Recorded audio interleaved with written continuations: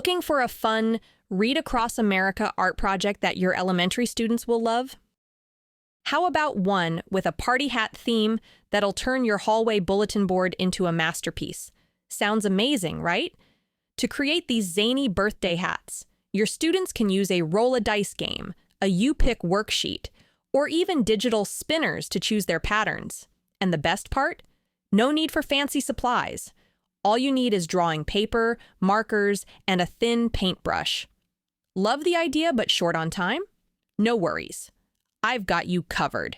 Sit back and relax while I teach your students how to play the roll-a-dice game as well as design their party hat step by step.